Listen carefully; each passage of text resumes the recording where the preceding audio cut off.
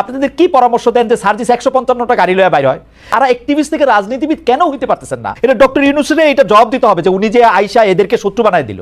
আমি নিশ্চিত জানি বাংলাদেশের লাখো লাখো মানুষের কাছ থেকেও তারা সমর্থন হারাচ্ছে, ফলে ভোটের দিকে তারা যাচ্ছে কনভেনশনাল ওয়েতে। ওই যে হোন্ডা গুন্ডা মোটর গাড়ি টাকা পয়সা, আপনার মিথ্যাচার করতে গিয়ে দাদাকে জমিদার বলতে হয় 2025 সালে, আপনি বুঝতে পারছেন না? এটি আমাদের সমাজে যে সবচেয়ে হাস্যকর। জীবনযাপনে যখন রিক্সা থেকে আপনি ফোর হুইলারে চলে যান, এরা কি বোঝেন না ধরাকে সরাজ্ঞান করার চেষ্টা করছে? আপনার দ্বিধা লাগছে না ভাবতে যে শহীদদের রক্তের উপরে দাঁড়িয়ে আপনি বেমানি করছেন?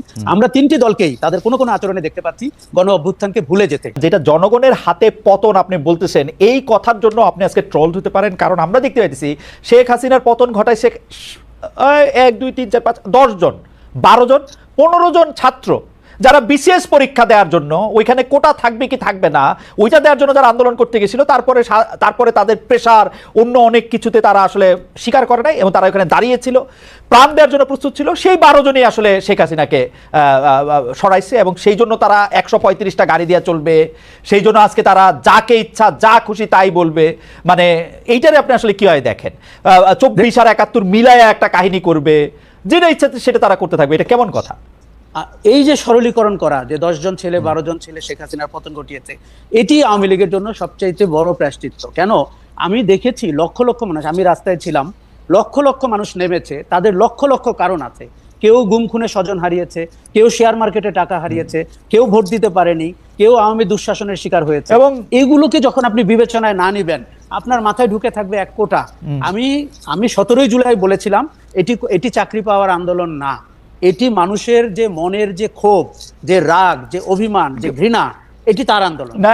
অ্যাবসলিউটলি। কিন্তু ডক্টর ইউনূস ক্লিন্টন ফাউন্ডেশনে গিয়ে আমি জাতিসংঘে বলছিলাম ভুলে হচ্ছে মাস্টার মাইন্ড, এটা আমরা একটা মেটিকুলাস ডিজাইনের মধ্যে থেকে ওরা পেছন দিয়ে করছে বলে টেলে, ওরা কিন্তু প্রথমে এরকম ছিল না। এটা ডক্টর ইউনূসের এটা জবাব দিতে হবে যে উনি যে আইসা এদেরকে শত্রু বানায় দিল। আসলে আমি সেই দিন থেকে ওনার সমালোচনা করেছি, যেই দিন উনি সরলীকরণ করেছেন, এবং উনি কিন্তু এই বাচ্চাদেরকে এই আন্দোলনকারীদের শত্রু বানাইছে, সবার এই বিএনপি শত্রু বানাইছে, যখন সবার শত্রু বানাইছে। ওয়েস্টার্ন, আপনি আমেরিকাতে থাকেন, পশ্চিমা বিশ্বে কিছু শব্দ ইউজ করা হয়, রকস্টার, মাস্টার মাইন্ড। এখনো পশ্চিমা অডিয়েন্সকে এক শব্দে বলতে আপনি অনেক সময় কার্যকর, কিন্তু এইটার যে রাজনৈতিক এফেক্ট, এইটার যে সামাজিক এফেক্ট, এটা ওনার ভাবা উচিত ছিল। মাস্টার মাইন্ড ওনার বলা উচিত ছিল না। ছাত্ররা তার নিয়োগকর্তা। এখন এটি বলে আপনি জানেন না, আমরা যদি ভবিষ্যৎ দ্রষ্টা হই, ভবিষ্যতে যে উনি কত বেকায়দায় পড়তে যাচ্ছেন। এবং কাজেই মানে আমি মনে করি এই সরলীকরণ আওয়ামী লীগ যেরকম একভাবে করছে, অন্তর্বর্তী সরকার প্রধান এবং তার উপদেষ্টারা আরেকভাবে করছে, এবং এখানে সবাই ঘোলা পানিতে মাছ শিকার করতে চাচ্ছে। দূর থেকে সেই জনগণ তাকিয়ে দেখছে যে ভাই, আমার যে ছেলে মারা গেল, আমার যে 30,000 আহত হলো, কেউ পা হারালো, কেউ চোখ হারালো, আমরা এই নাটক দেখার জন্য, সার্কাস দেখার জন্য। অনেক ধন্যবাদ আশা ভাই। আশা ভাই, আপনি একটা জিনিস খেয়াল করবেন যে জুলাই আন্দোলনের পর তাদের যে সমন্বয়ক ছিল, সেই সমন্বয়করা 1 মাসের মতো হয়েছে একটু এদিক ওদিক, তারা একটা নিজস্ব দল করছেন এবং কিন্তু সেই দলটারে আমরা নতুন রাজনৈতিক বন্দোবস্তের ছিটে ফোটাও পাইতেছি না। এখন আপনি যেহেতু তাদের একটা অনেক বড় সমর্থক ছিলেন, আমি যেহেতু তাদের অনেক বড় সমর্থক এখনো আছি, সেই জন্য আমি আপনার এই প্রশ্ন করতেছি, তারা অ্যাক্টিভিস্ট থেকে রাজনীতিবিদ কেন হইতে পারতেছেন না? মানে আমি তো দূরে আছি, আমার থেকে তো তারা পরামর্শ চায় না, কিন্তু আমি জানি আপনার থেকে পরামর্শ চায়। আপনাদের কি পরামর্শ দেন যে সার্জিস 155টা গাড়ি লয়ে বাইর হয়? 155টা গাড়ি লয়ে বাইর হওয়া হয়তো দরকার আছে, যে মানে নাইলে মানুষ ভোট দিবে না। কারণ রিপন ভাইরা এমন একটা রাজনৈতিক সংস্কৃতি করছে যে 155টা গাড়ি নেন। আচ্ছা রিপন ভাই, আপনারা বিএনপি আওয়ামী লীগ, জি আশা ভাই, তারা এখন এত স্বাবলম্বী এবং নাবালক থেকে সাবালক হয়ে গেছে, তারা এখন আর কারো পরামর্শের ধার ধারে না, এবং তারা নিজেদেরকে ধরাকে সরাজ্ঞান করার চেষ্টা করছে। কিন্তু আপনি যখন 150টা গাড়ি নিয়ে যান, আপনি যখন বিভিন্ন ইন্ডাস্ট্রিয়াল গ্রুপের থেকে টাকা নেন বলে অভিযোগ হয়, আপনার অফিস বিল্ডিং দেখে যখন মানুষের সন্দেহ হয় ওই বিল্ডিং এর মালিক কে এবং এর ভাড়া কে দেয়, এবং আপনার জীবনযাপনে যখন রিক্সা থেকে আপনি ফোর হুইলারে চলে যান, এরা কি বোঝেন না যে মানুষ আসলে এবং ইন্টারকনে যখন ইফতারি করেন? না কিন্তু আশা ভাই, ওদের যে সবচেয়ে বড় নেতা নাহিদ সাহেবরে তো আবার আমরা দেখলাম বাসে করে যাইতেছেন। মানে আমরা কি 1-2 নেতারে দিয়ে আসলে বিবেচনা করতে থাকবো? মানে আমরাই বা ওদের কিরকম ভাবে বিবেচনা করবো? মানে ওরা তো আমি আপনাকে বলি না, প্রথম কথা, 1-2 নেতা দিয়ে অতীতে আমরা বিবেচনা করে ভুল করেছি। দেখুন, আমাদেরকে সংগঠনকে দেখতে হবে, সংগঠনের রাজনীতিটা কি দেখতে হবে, এবং সেই রাজনীতিটা জনগণের কাছে কিভাবে ডেলিভার্ড হয় সেটা দেখতে হবে। এখন নাহিদ একটা সিম্পল লুকিং শার্ট পরে রিক্সায় করে ভ্যান গাড়িতে করে বাসায় গেল, এটা কিন্তু একটা স্ট্যান্ডবাজির মতো তখন মনে হবে। যদি পুরো সংগঠনটাকে আপনি দেখেন, দেখুন বিএনপি, জামাত এবং জাতীয় নাগরিক পার্টি সবাই কনভেনশনাল রাজনীতি করে ভোট করে পাওয়ারে যেতে চাচ্ছে। এইটাই হচ্ছে দুর্ভাগ্যটা। আপনার তো নতুন রাজনৈতিক বন্দোবস্ত হওয়ার কথা। দেখুন এই জাতীয় নাগরিক পার্টির অন্তত 10টি সমালোচনা আমি করতে পারবো, এই কথার কাজগুলো তাদের করা ঠিক হয় নাই। তারা মানুষ থেকে দূরে সরে যাচ্ছে। আমরা চেয়েছিলাম যে তারা যেন সততার সাথে করে, তারা যেন নতুন রাজনৈতিক বন্দোবস্তের দিকে যায়।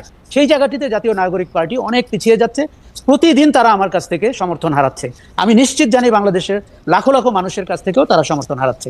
ফলে ভোটের দিকে তারা যাচ্ছে কনভেনশনাল ওয়েতে। ওই যে হোন্ডা, গুন্ডা, মোটর গাড়ি, টাকা পয়সা, আপনার মিথ্যাচার করতে গিয়ে দাদাকে জমিদার বলতে হয় 2025 সালে, আপনি বুঝতে পারছেন না? এটি আমাদের সমাজে যে সবচেয়ে হাস্যকর। আমাদের সমাজে তো কেউ প্রজা ছিল না, আমাদের সমাজে তো সবাই রাজা ছিল। আপনি নিশ্চিত আপনার ক্লাসরুমে দেখেছেন, আমি দেখেছি। এই দারিদ্র্য থেকে তো আমাদের মানসিক দারিদ্র্য থেকে তো আমাদের বেরোতে হবে। গতকাল সাংবাদিকরা যে 71-24 নিয়ে একটা প্রশ্ন করেছেন, এই প্রশ্ন করা, এই তুলনা করতে চাওয়া, এইটাকে কিভাবে বলবেন? ছাত্রদেরকেও আমরা দেখেছি যে দ্বিতীয় স্বাধীনতা নিয়ে কথা বলতে, যেটি বিএনপির নেতারা বারবার বলছেন যে স্বাধীনতা একবারই হয়। আগামীতেও কিন্তু আমরা আরো ভয়ঙ্কর 5ই অগস্ট হয়তো দেখতে হবে, যদি না রাজনৈতিক দলগুলো বুঝে থাকে যে জনগণের ভাষা, দেয়ালের লিখন তাদের জন্য কি ছিল। কাজেই এটিকে বারবার স্বাধীনতার সাথে তুলনা করা আমার মনে হয় একটু বালখিল্যতা, এবং সেটির একটা গূঢ় রাজনৈতিক উদ্দেশ্য আছে।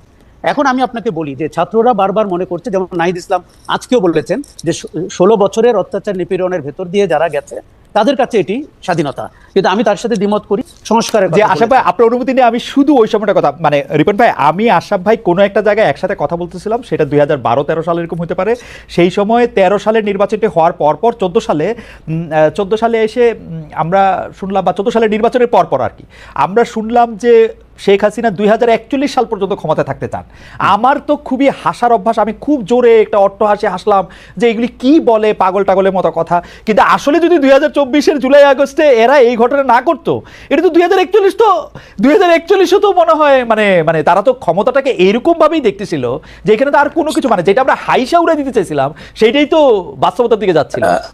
খালেদ, আমি শুধু একটু যোগ করি, আমাদের রাজনৈতিক দলগুলো তার সর্বোচ্চ চেষ্টা করেছে। বিএনপিকে আমরা দেখেছি, এবং কিন্তু এটি মেনে নিতে হবে যে রাজনৈতিক দলগুলো শেখ হাসিনা সরকারকে ক্ষমতা থেকে গদিচ্যুত করতে পারেনি, এটি মেনে নিয়ে করতে হবে। 5ই অগস্ট কিন্তু আমাদের রাজনৈতিক ক্লাসকে একটি বেকায়দায় ফেলে গেছে। কেননা হাসিনা যে এত দ্রুত পালিয়ে যাবেন এবং আওয়ামী লীগের শাসন যে এরকম করে ভেঙে পড়বে, এটি তারা আসলে বুঝতে পারেন নাই। প্রথম কথা আমি বলি যে জুলাইয়ের মিত্রদের মধ্যে এখন ভোটের অঙ্ক কাজ করছে, তারা রাজনৈতিক গেইন পাওয়ার চেষ্টা করছেন। আওয়ামী লীগের সংগঠনের যে ভোট রয়েছে, সমর্থকদের যে ভোট রয়েছে, এখন আওয়ামী লীগ নির্বাচনে এলে নামকা ওয়াস্তে একটা পার্টিসিপেটরি নির্বাচন হলো, কিন্তু তারা ক্যান্ডিডেট দিতে পারবে না। অতএব আওয়ামী লীগের ভোটগুলো পেয়ে সব দল, 3টি দল স্বপ্ন দেখছে যে এখান থেকে বেনিফিশিয়ারি হয়ে পার্লামেন্টে তারা সংখ্যাগরিষ্ঠ আসন করবে। কিন্তু এইখানে তারা যেটি ভুলে যাচ্ছে, নীতি নৈতিকতার প্রশ্নটি, যে আপনি কাউন্সিলরের সাথে, কমিশনারদের সাথে যে আলাপ করছেন, সেই লোক তো বন্দুক হাতে জুলাইতে রাস্তায় ছিল। কাজে তখন আপনার দ্বিধা লাগছে না ভাবতে যে শহীদদের রক্তের উপরে দাঁড়িয়ে আপনি বেইমানি করছেন? আমরা 3টি দলকেই তাদের কোনো আচরণে দেখতে পাচ্ছি গণ অভ্যুত্থানকে ভুলে যেতে।